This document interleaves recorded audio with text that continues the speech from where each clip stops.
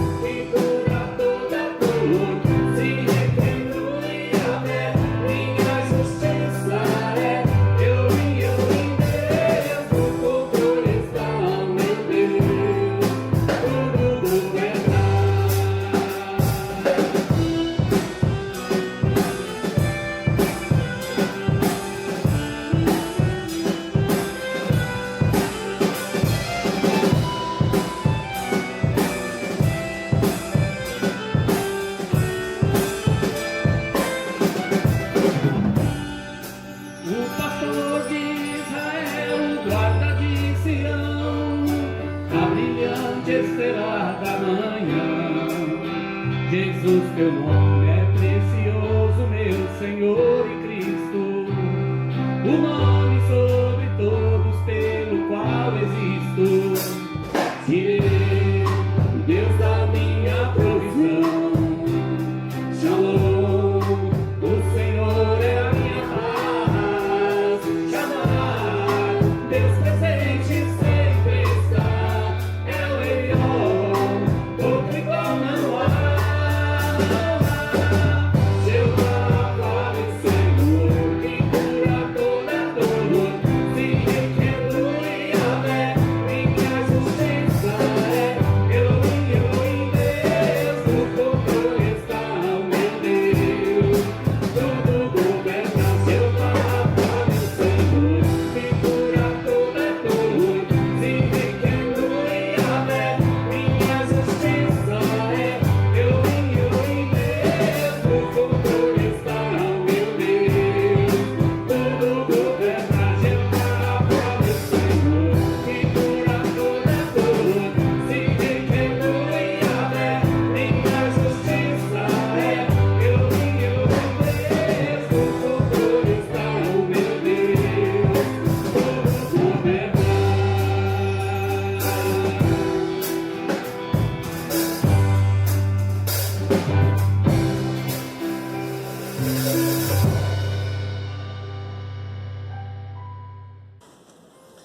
Olá, graça e paz do Senhor Jesus Cristo. Hoje eu quero compartilhar com você a palavra de Deus no texto de 2 Pedro,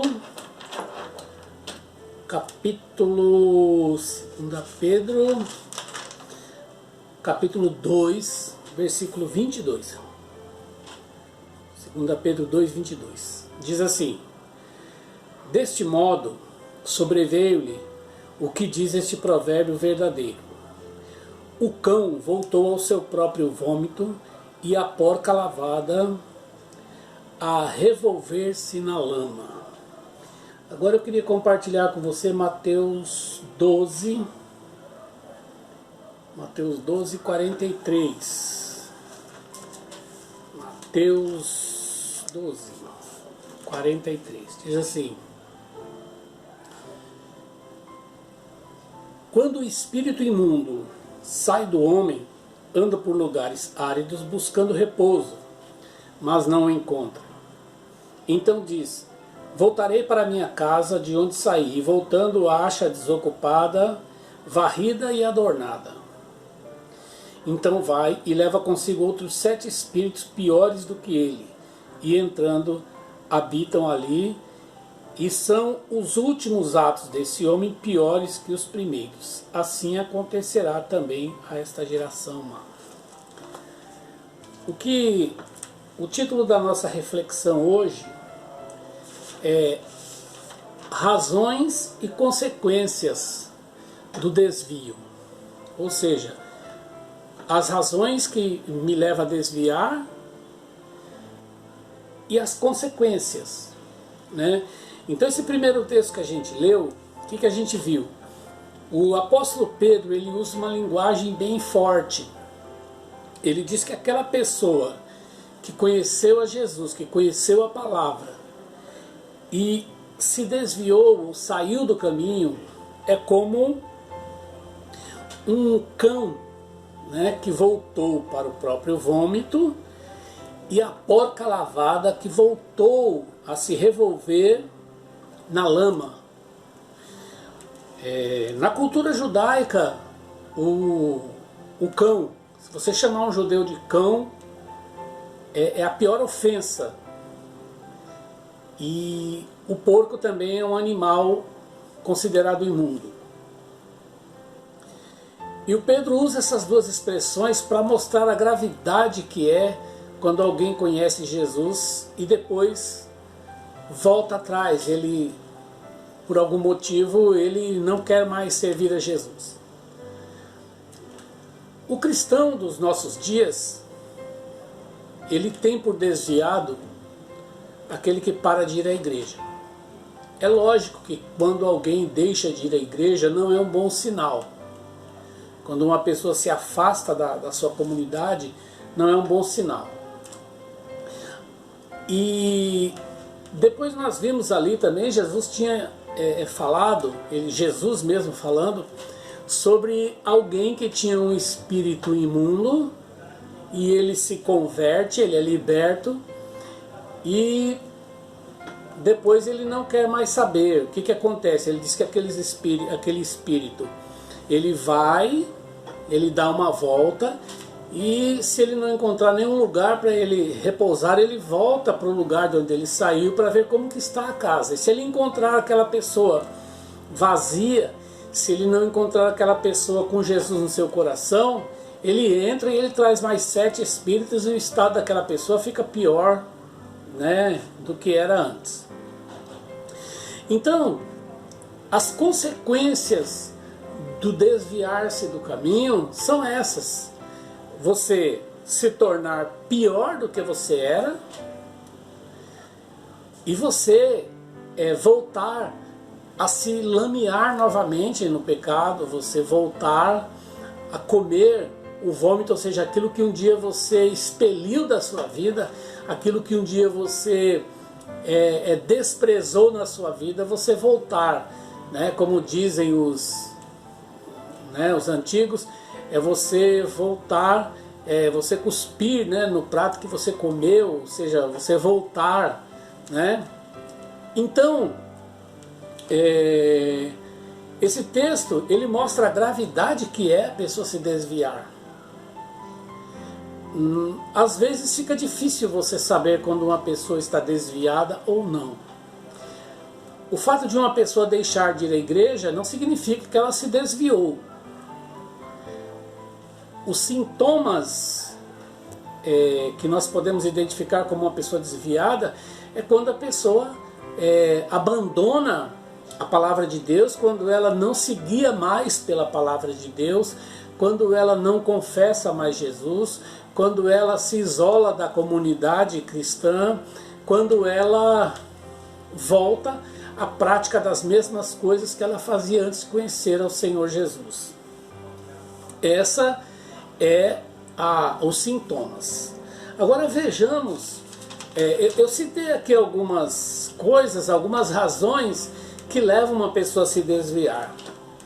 A primeira coisa que eu anotei aqui, uma das coisas que acontecem, não é exatamente nessa ordem, mas eu coloquei aqui assim só para mim ter uma direção, são as associações más, ou seja, quando eu me associo com pessoas de má índole. Isso não quer dizer que eu não devo ter amizade com pessoas ruins. Isso não quer dizer que eu não devo ter amizade com pessoas consideradas pecadoras. Não é isso. Eu não me associar a ela, eu não fazer sociedade com ela, eu não compartilhar com os erros dela. Então, quando eu começo a me deixar levar pelas ideias dessas pessoas, é um sinal que eu estou me desviando do caminho. Eu estou voltando ao vômito, eu estou voltando a me lamear novamente. Então, associação má, né? Minha mãe dizia: diga-me com quem anda que eu te direi quem é. Ou seja, a gente não deve deixar de ter amizade com as pessoas, de amar as pessoas.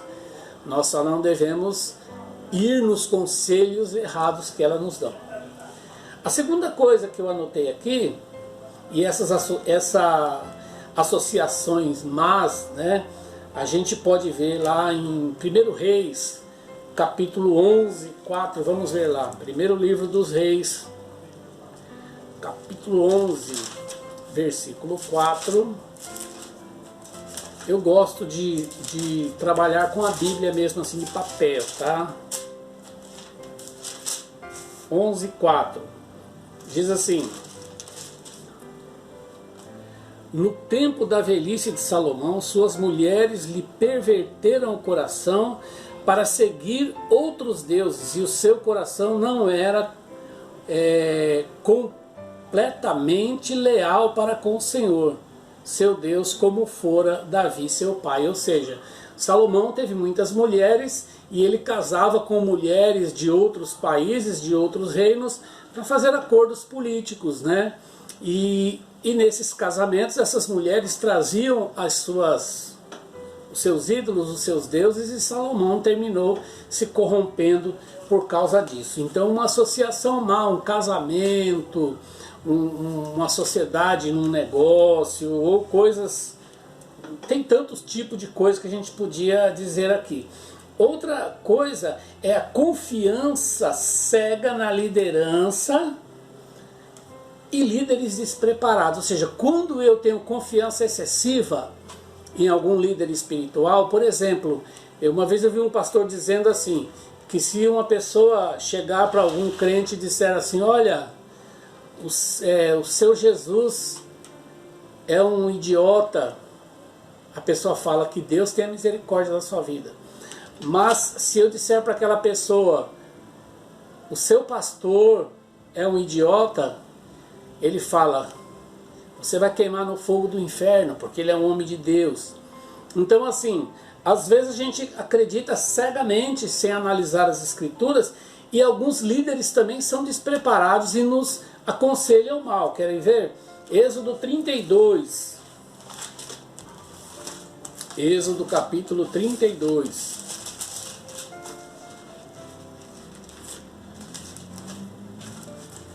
Minha Bíblia é bem velhinha. Êxodo capítulo 32, no versículo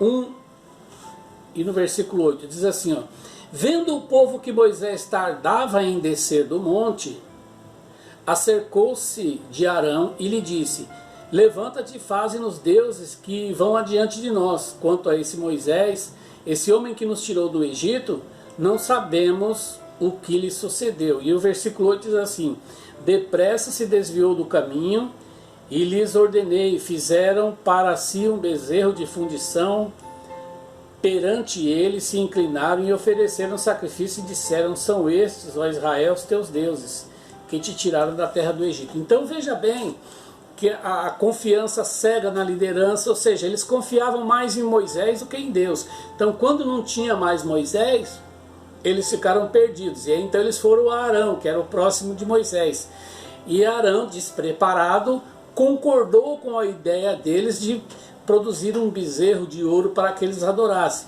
Então olha bem, que um líder era bom, mas na falta daquele líder, o outro despreparado aconselhou o povo mal, ele se sentiu pressionado e aceitou a sugestão do povo de adorar outro Deus. Então, nós temos que confiar no nosso líder, é claro, se nós não confiarmos nele, o que nós vamos ficar fazendo lá? Agora também nós temos que analisar segundo as escrituras. Muitas vezes o líder, ele é um homem, ele é falho, ele pode nos dar conselhos errados. E há líderes hoje em dia muito despreparados, guiando o povo nas igrejas. Outra situação que pode nos levar a desviar do caminho é uma superficialidade espiritual, ou seja, eu ter uma espiritualidade superficial, uma crença superficial. Lucas 8, vamos ver Lucas 8,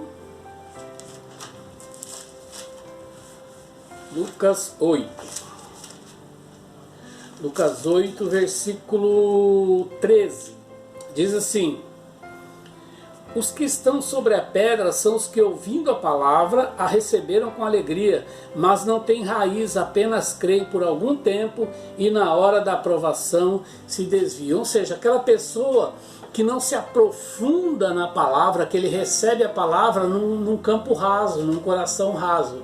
E aí o que acontece? A palavra não cria raiz na vida dele. E aí ele se torna uma presa fácil do inimigo e ele se desvia do caminho do Senhor. Então a outra razão é a superficialidade, ou seja, eu ter uma fé rasa, uma vida espiritual rasa na presença de Deus. E a outra situação é a vida vazia. Lucas 11, 24. Lucas 11, 24. Diz assim,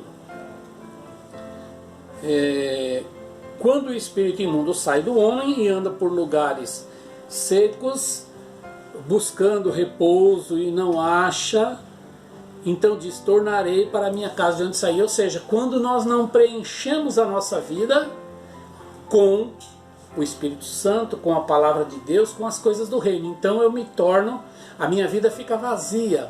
Muitas vezes nós frequentamos a igreja, mas nós não temos o hábito de ler a Bíblia, de orar, de compartilhar com outros irmãos, e nós vamos esvaziando o nosso coração das coisas do alto e deixando o nosso coração ficar vazio com as coisas de Deus. E aí então nós nos tornamos presa fácil para o inimigo. Então, essas são algumas razões. Nós podíamos aqui falar de outras razões, mas essas são suficientes. Ou seja, se eu não procurar encher o meu coração com as coisas de Deus, se eu não procurar ter uma vida espiritual profunda, me aprofundar no reino de Deus, se eu viver me associando com pessoas que não, ou indo por conselho de pessoas que não têm temor de Deus, e a confiança exagerada em líderes espirituais, né? E eu não estou aqui dizendo que você não deve confiar, você deve confiar, lógico, mas é aquela coisa, ele é homem, você tem que saber que ele é um homem e que ele pode falhar. E aí então, como que eu faço para saber se o conselho que ele está me dando é bom ou ruim? Conhecendo a palavra de Deus. Então, o que Jesus nos fala lá no Getsemane, em Mateus 26, 41? Vigiai e orai. Vigiar é você procurar conhecer a palavra de Deus. Essa é a maior vigilância. Às vezes a gente pensa que vigilância é ficar de olho, vendo o que alguém vai falar. Também é. Mas a vigilância principal é eu vigiar na palavra de Deus. Se é isso que a palavra de Deus está me orientando a fazer ou não. E orar, falar com Deus. Né? Estar sempre falando com Deus. Tudo aquilo que eu vou fazer, eu falar, perguntar para Deus se aquilo é do agrado dele ou não. E tomar a atitude correta. Então, as consequências para eu me desviar, algumas delas, né, que eu coloquei aqui, é a confiança cega na liderança, são as associações más, ou seja, me associar a pessoas erradas, é eu ter uma vida espiritual superficial ou uma vida vazia, o que é pior ainda, né? E todo mundo conhece a parábola do semeador. Se um crente não conhecer a parábola do semeador, fica difícil, ele está morto, né? Então é importante que nós tenhamos isso em mente, né? Orar e vigiar. Quando nós lemos aqui os estudos sobre as cartas do Apocalipse, as 7 cartas, o conselho que Jesus sempre deu no final era: arrepende-te, né? E vigia, né?